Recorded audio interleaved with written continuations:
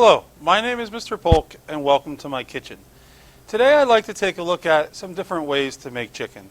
Last time we looked at a lot of the basic ways to process.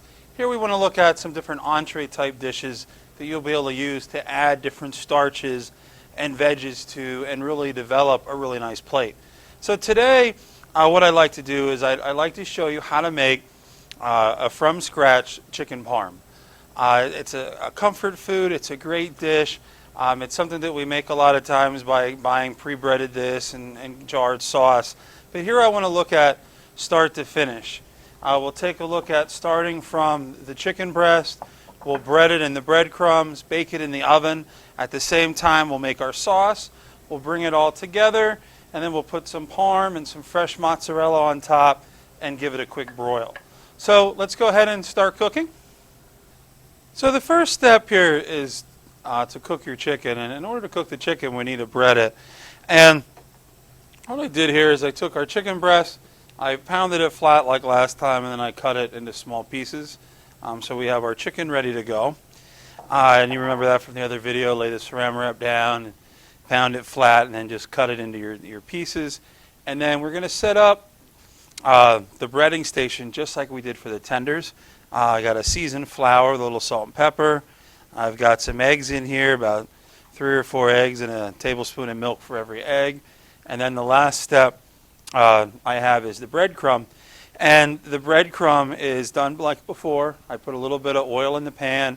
I went and browned them. And then instead of adding the paprika, I added about a tablespoon or so of Italian seasoning. So we have our tray again. We have the screen on the tray. I'm going to go ahead and just hit this with a little bit of oil so it doesn't stick. And then we're going to go ahead and bread. And remember, doing the breading station, we've got our dry hand, so we're going to go in the flour on both sides, really, really nice. Then we're going to switch to the egg. So now we switch to the wet hand and do both sides of the egg there, really nice. And then into the breadcrumbs. And remember, when you do that, remember the flick. You want to flick them over and then pick them up. And then if you need some extra, put some extra on there so that everything is nice and coated. All right, we really want to have a really nice chicken parm. And then I'm using the dry hand again to go ahead and give this stuff a really nice dry. Okay, and then put that on there. And then you're going to go ahead and do that with all of your chicken. And then remember, before it goes in the oven, to give it one little quick spray with the oil spray to really help crisp it up.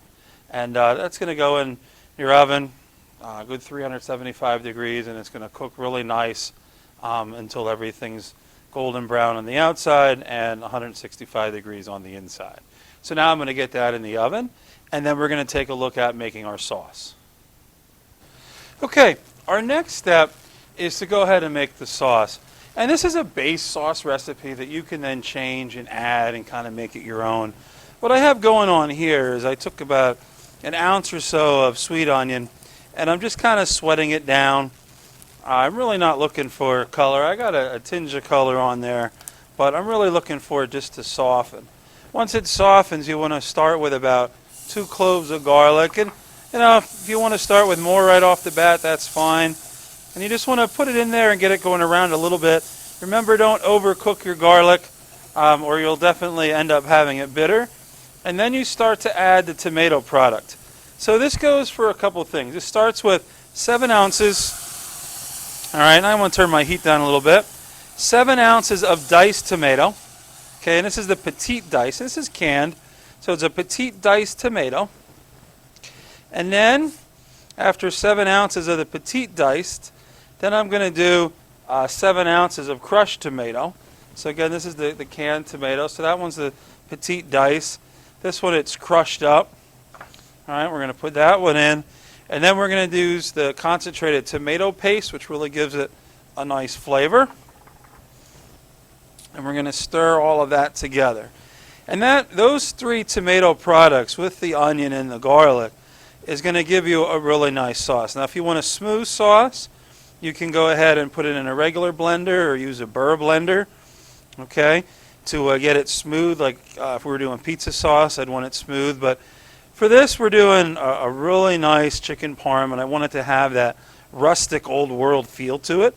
So what we're going to do is we're going to go ahead and let it chunky like this. As we like to call it, it's rustic or it's artisan. Either way, it's going to have a really nice feel to it. Then you can go ahead and do your seasoning. Now, we're going to start with about a tablespoon and a half of sugar. And I know everybody's like, why are you putting sugar in? With all the tomato product, it really gets that acid taste. And we don't want to make it sweet. We're just trying to cut that acidic flavor. You can decide how little or how much sugar you want, okay, as you're cooking this. That's up to you. Then we'll go ahead and flavor it. And we're going to go with parsley. All right, about a half teaspoon of parsley, some oregano, some basil. And if you have one, you can even put a bay leaf in. Just always remember to take the bay leaf out, okay? Sometimes people let them in and it's like the prize until you bite into it. Then it's not a prize. And then pretty much all you want to do is just let this simmer down. You want to let this simmer down a little bit until it cooks through and makes a nice sauce. And then obviously you want to go ahead and taste it. You want to have that it's a balance. It shouldn't be too sweet or too acidy. You shouldn't be overpowered of the spices, but they should be there. You should taste the garlic and all of those other flavors. So we're going to go ahead and let this simmer for a little while. And now what we're going to do is go ahead and check on our chicken parm and see how the breaded chicken is doing. Let's take a look at the oven cam. So we'll open these guys up. Oh, they're looking beauteous.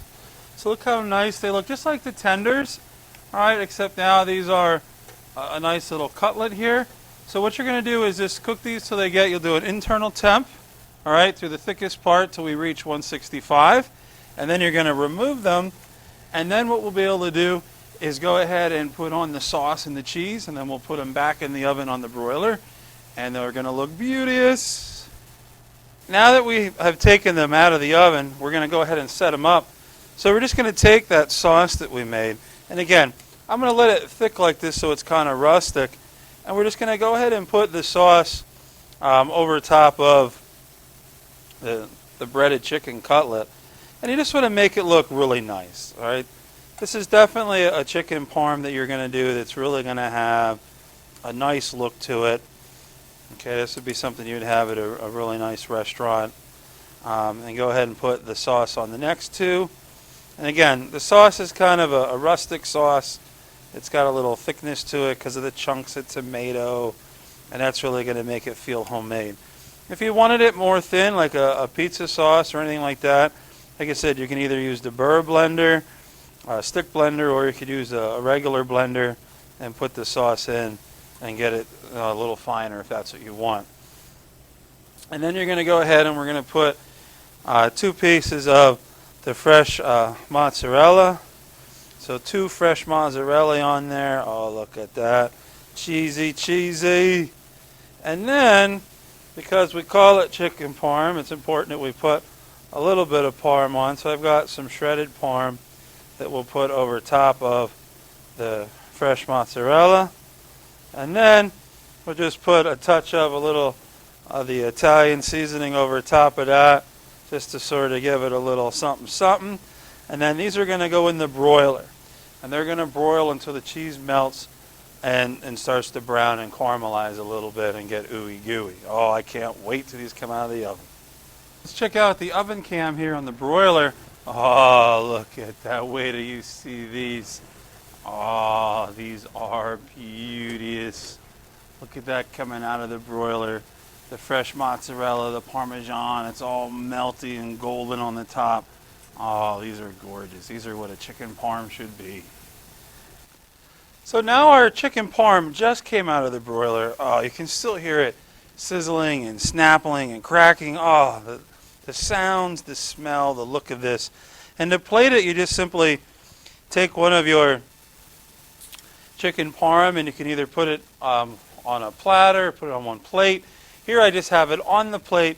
We'll be able to, in class, make this as part of an entree. So you'd be able to put this with maybe some noodles or or a rice or something like that. Or one of our options will be a cooked orzo. We'll be able to do that. That's a thin pasta that you'll learn about.